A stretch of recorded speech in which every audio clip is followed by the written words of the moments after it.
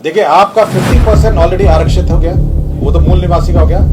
10% आपका economically weaker section के लिए हो गया है, और ये दोनों के लिए एलिजिबल है। ये नहीं है कि बिहार के बाहर के, जो बाकी अनारक्षित बच गया 15.6, उसमें सब कम्पीट करेंगे। बिहार के निवासी भी कम्पीट करेंगे, और बिहार के बाहर बांट के हम लोग जितनी ओवरऑल वैकेंसी है वो 2 परीक्षाओं में बांट के हम लोग रखेंगे। 10% जो आरक्षण है वह आपका इकोनॉमिकली वीकर सेक्शन है, वो भी बिहार के मूल निवासियों में। मतलब अगर आरक्षित भी होगा, SC ST भी होगा, उसका भी 40% और 60% हो गया। हाँ, जो यहाँ के 12th and 12th है, अगर उस कैटेगरी में आएंगे, मतलब वो वो स्मॉल कैटेगरी, वो तो बहुत स्मॉल कैटेगरी, जिसमें फिर बिहार के और बाहर के लोग कम्पीट करेंगे। और ये TRE 4 से शुरू होगा, मतलब TRE 4 जो परीक्षा है उसमें ये लागू होगा। नमस्कार, आज मंत्रिपरिषद में 36 एजेंडों पर निर्णय हुए। 36 सबसे महत्वपूर्ण एजेंडा जो मंत्रिपरिषद में लिया गया था आज, वह शिक्षा विभाग का एजेंडा था। इसके अंतर्गत जो बिहार में उत्तीर्ण हुए, जो मैट्रिक एंड इंटरमीडिएट उत्तीर्ण जो छात्र छात्राएं हैं, उनको शिक्षा विभाग की नौकरियों में प्राथमिकता देने का निर्णय लिया गया। इसके लिए बिहार राज्य विद्यालय अध्यापक नियुक्ति स्थानांतरण अनुशासनिक कार्रवाई में सेवा शर्त संशोधन नियमावली 2025 की स्वीकृति दी गई है। इसके अंतर्गत जो प्रावधान किए गए हैं उसमें विद्यालय अध्यापक के पद पर नियुक्ति हेतु रिक्त पदों का 40% पद बिहार राज्य के अंदर अवस्थित शैक्षणिक संस्थाओं से मैट्रिक अथवा इंटरमीडिएट उत्तीर्ण अभ्यर्थियों से भरा जाएगा, परंतु 40% रिक्तियों के विरुद्ध तदनुसार योग्य अभ्यर्थी उपलब्ध नहीं होने पर शेष रिक्तियां 60% रिक्तियों के लिए अर्हता प्राप्त कोटि के योग्य अभ्यर्थियों द्वारा भरी जा सकेगी। इसका तात्पर्य यह है कि जो राज्य सरकार, जो बिहार राज्य विद्यालय अध्यापक नियुक्ति नियमावली में जो प्रावधान है पूर्व में, 50% जो सीट ऑलरेडी हैं वो विभिन्न जाति आधारित रिजर्वेशन के लिए आधारित रिजर्वेशन है, जिसमें केवल बिहार के मूल निवासियों को ही आरक्षण का लाभ प्राप्त होता है। तो 50% पहले 100 में 50% ऑलरेडी आरक्षित हो गए हैं। 10% जो आरक्षण है वह आपका इकोनॉमिकली वीकर सेक्शन है, वो भी बिहार के मूल निवासियों के लिए है। अर्थात 60% ऑलरेडी आपका 100 में 60% ऑलरेडी आपके बिहार के निवासियों के लिए आरक्षित है। बच गया जो 40% है, उसमें 35% जो है महिलाओं के लिए, बिहार की महिलाओं के लिए आरक्षित है। तो 60 पहले हो गया, उसके बाद 35, जो 40 का जो 35% है वह भी ऑलरेडी बिहार के मूल निवासियों के लिए आरक्षित है। अब जो बच गया है, मतलब जो 40 में 40 का 35 भाग के बाद जो बचा, जो 65 भाग है 40 वाला, अब उसमें 40% जो रिजर्वेशन है वो बिहार के ऐसे स्टूडेंट जो मैट्रिक और अथवा इंटरमीडिएट पास होंगे उनके लिए अब आरक्षित हो जाएगा। तो मोटा मोटी अगर आप देखेंगे टोटल में ऑलमोस्ट आपका 85% से भी ऊपर, 85% से भी ऊपर जो आरक्षण है अब वो बिहार के मूल निवासियों के लिए आरक्षित हो गया है।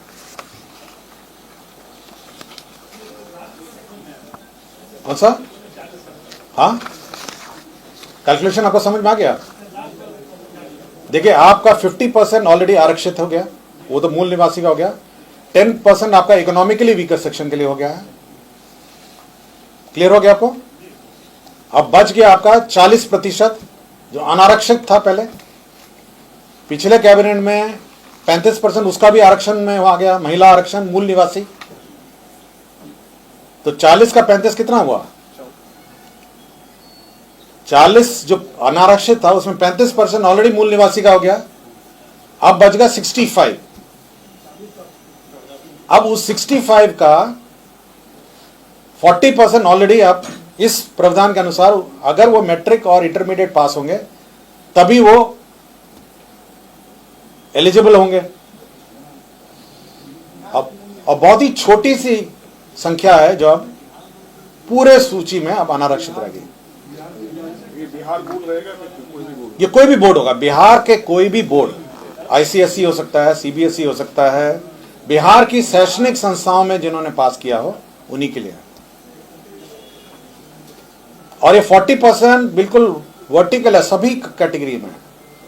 मतलब अगर आरक्षित भी होगा, SC ST भी होगा, उसका भी 40% और 60% हो गया कि 40% वो होंगे जो यहीं से पास होंगे। हो सकता है कि मूल निवासी हैं लेकिन कहीं अन्य बाहर के बोर्ड से पास होंगे, तो वो 40-60 पूरे अक्रॉस बोर्ड है।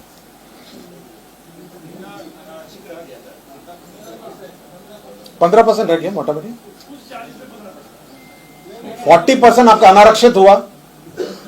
40% अनारक्षित में 35% ऑलरेडी महिलाओं का आरक्षण हो गया ना, और वही मूल निवासी वाला आरक्षण बच गया 65। अब उस 65 का 40% आपका आरक्षण हो गया।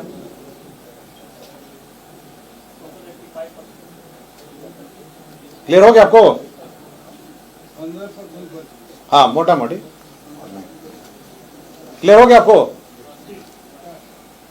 तो मोटा मोटी डोमिसाइल पॉलिसी जो है ओवरऑल लागू हो गई है कि बिहार के मूल निवासियों को ही अब मूल निवासी या फिर जो यहाँ के मैट्रिक और इंटरमीडिएट यहाँ परीक्षा जो पास किए हैं, जो भी 10th and 12th उनको मिलेगा।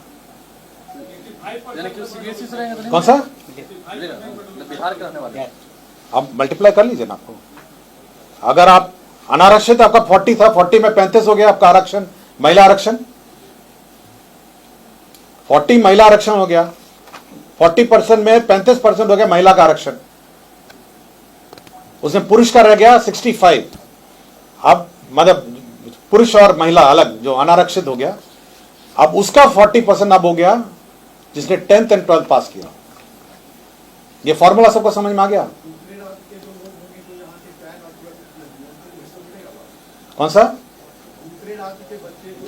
हाँ, जो यहाँ के 12th and 12th है, अगर उस कैटेगरी में आएंगे, मतलब वो नॉन, मतलब उस स्मॉल कैटेगरी, वो तो बहुत स्मॉल कैटेगरी है। उनका कहना है यदि दूसरे राज्य के बच्चे यहाँ के बोर्ड से 10th और 12th किए, हाँ, जो यहाँ पे पढ़ते होंगे ऑब्वियसली यहाँ के निवासी हो ना, मोटा मोटी यहीं के निवासी हो ना। अगर उसने 10th and 12th यहीं पास किया तो इस कैटेगरी में 40% में तो आएगा ही वो। सर, यदि मूल निवासी है लेकिन matric inter out of state किए हैं दूसरे स्टेट बोर्ड से, तो उनके लिए क्या? उनके लिए ये नहीं होगा ना। उनके लिए तो अगर जैसे आरक्षण है, सपोज को शेड्यूल कास्ट है, जो शेड्यूल कास्ट का नियम तो अलग है, वो तो आरक्षण का नियम अलग है। मैं केवल इतना ही बोल रहा हूं जो अनारक्षित में भी जो यहाँ 10th and 12th पास करेंगे उन्हीं को मिलेगा। मल्टीप्लाई कर लीजिए ना, मान क्या ले यहाँ पे कैलकुलेट करिए ना। मैं एग्जैक्ट बताऊं आपको, एग्जैक्ट आपको बता देते हैं।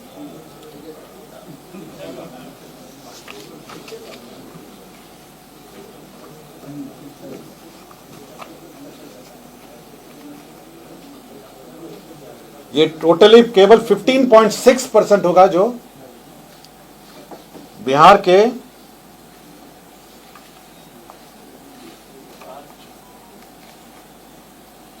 मात्र 15.6 अब बाहर के होंगे। बस क्लियर हो गया? अभी तक कितने थे सर? हाँ, अभी तक कितने थे? अभी तक तो जो दो नियम पास हुआ ना, पिछले बार भी पास हुआ। पहले आपका 60 था, फिर 40% अनारक्षित था, उसमें भी 35% महिला हम लोगों ने कर दिया। उसके बाद जो 65 बचा उतने ही थे, अब उसको भी घटा दिया गया है। अब केवल 15.6 ऐसे बच गए हैं। और ये दोनों के लिए एलिजिबल है, ये नहीं है कि बिहार के बाहर के। जो बाकी अनारक्षित बच गए 15.6, उसमें सब कंपीट करेंगे, बिहार के निवासी भी कंपीट करेंगे और बिहार के बाहर की भी। मतलब ये नहीं है कि मतलब 15.6 में भी, और मोटा मोटी अगर आप समझ लें कि अगर 10% बाहर के आते होंगे तो 15.6 का भी 10% आप समझ लीजिए, तो 1.5% 2% आपका मतलब बाहर के लोग होंगे और बाकी बिहार के लोग होंगे। मतलब आपका 98%, 95, 98% बिहार के लोग होंगे। क्लियर हो गया आपका? मतलब 15.6 जो है वो टोटल अनारक्षित है।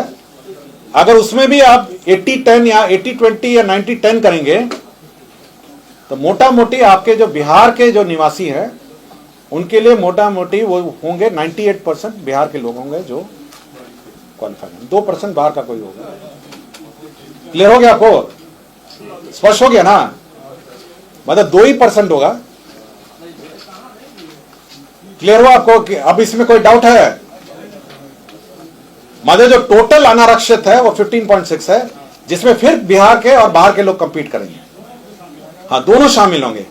और यूजुअली जो ट्रेंड देखा गया है, अगर 10% भी बाहर का होगा तो 15.6 में 1.5% बाहर के लोग होंगे और बाकी लोग यहां के होंगे। तो आपके अगर 1.5% होगा तो आपका हो गया 98.5 बिहार के लोग होंगे। तो ऑलमोस्ट आपका 100% हो गया, 98.5। क्लियर हो गया? तो 98.5 आपके बिहार के निवासी होंगे। क्लियर हो गया आपको? किसी को इस एजेंडा पे पूछना है कुछ? सर ये सभी नौकरियों के लिए या सिर्फ शिक्षा विभाग? ये शिक्षा विभाग का टीआरई फोर्स है। मैं शिक्षा विभाग के बारे में बोल रहा हूं। 15.6 में भी सभी कॉम्पीट करेंगे। और अगर आप अनुमानित रख लीजिए 5-8% या 6% बाहर के लोग होंगे, तो 1% बाहर का कोई होगा, तो 99% आपका हो गया ना डोमिसाइल। क्लियर हो गया आपका? मतलब मोटा मोटे अगर आपको मतलब हेडिंग के लिए चाहिए तो ऑलमोस्ट 98-99% जो है बिहार के निवासी ही कॉम्पीट करेंगे। हाँ, टीचर, शिक्षक नहीं, और बाकी तो हो गया ना आपका क्लर्क और जो कार्यालय प्राचार्य और जो ये जो क्लर्क है, जो ये है, उसका तो ऑलरेडी कर दिए ना हम लोग, हो ही गया। 2 नियमावली हमने पास की नहीं आया को। कार्यालय प्राचार्य जो अनुकंपा और ये सब का था वो तो ऑलरेडी 100% हो गया। और जो विद्यालय में जो क्लर्क्स हैं उसका भी 100%। अब तो शिक्षा भी ये भी हो गया 99% मोटा मोटी। तो 99% अभी लोग जो हैं वो इसमें अब क्वालिफाई होंगे। और ये टीआरई 4 से शुरू होगा, मतलब टीआरई 4 जो परीक्षा है उसमें ये लागू होगा। और पूर्व में माननीय मुख्यमंत्री जी ने ऑलरेडी घोषणा की है कि टीआरई 5 अगले साल 2026 में होगा। और 2026 में टीआरई 5 होने के पूर्व एसटीईटी की जो परीक्षा है वो होगी। इसलिए वैकेंसी जो है हम टीआरई 4 और टीआरई 5 का बांट के हम लोग जितनी ओवरऑल वैकेंसी है वो 2 परीक्षाओं में बांट के हम लोग रखेंगे।